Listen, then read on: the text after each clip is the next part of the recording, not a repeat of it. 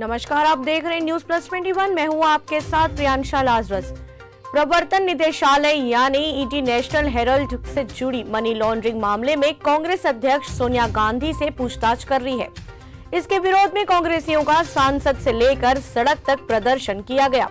छत्तीसगढ़ में भी ईडी दफ्तर के बाहर कांग्रेसी प्रदर्शन कर रहे हैं। प्रदर्शन में हजारों की संख्या में कांग्रेसी शामिल होकर हल्ला बोला।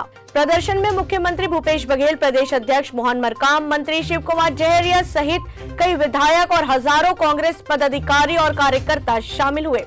सीएम भूपेश बघेल ने मोदी सरकार व ईडी को बुलंद आवाज से कहा कि हिम्मत है तो पूछताछ का लाइव प्रसारण किया जाए। ईडी के अधिकारी छत्तीसगढ़ में घूम रहे हैं, जहां अपराध हो वहां कार्यवाही हो।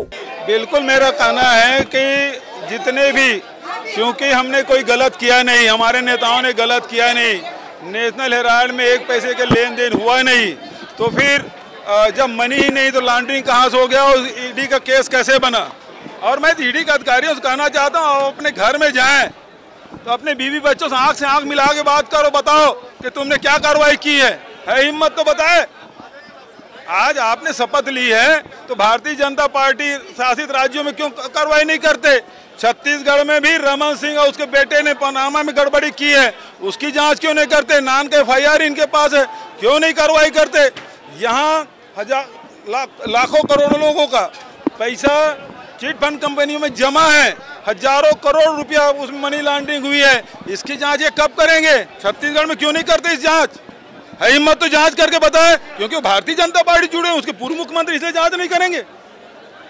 और कांग्रेस के नेता हैं, अरे सोनिया गांधी जिन्होंने प्रधानमंत्री का पद एक बार नहीं दो बार ठुकराया, उस महिला को 90 करोड़ के लिए 90 करोड़ की राशि, वो भी कांग्रेस पार्टी के पैसा है, नेशनल हेराल्ड को दिया गया है, उस चेक में दिया गया है। 10 साल में 100 किस्तों में 90 करोड़ रुपया दिया, उसके पूरा ऑडिट हुआ है। अब उसमें आप अपराधी बना रहे हैं, ये तो घटिया राजनीति है। और ये अधिकारी लोगों को जमीर को भी मैं जगाना चाहता हूँ। क्या आप इसीलिए नौकरी कर रहे हैं? किसी एक दल को लाभ पहुंचाने के लिए, दूसरे दल के लोगों को बदनाम करने के लिए, पार्टी को बदनाम करने के लिए आप नौकरी कर रहे हैं? इनकी आत्मा में झकझोरना चाहता हूँ, वो आत्मचिंतन करे कि वो कार्रवाई कर रहे हैं, सही कर रहे हैं कि नहीं कर रहे हैं। हाँ, तो रमन सिंह कब जाएगा ईडी कार्यालय? ये FIR तो दर्ज है ना, केस तो है नान घोटाले में, ये खुद चल दे। बड़े जब ये सच्चे बन रहे हैं तो ईडी कार्यालय में खुद चल दे, जाकर बता दे, ये लोग पूछ नहीं रहे तो वो चल दे।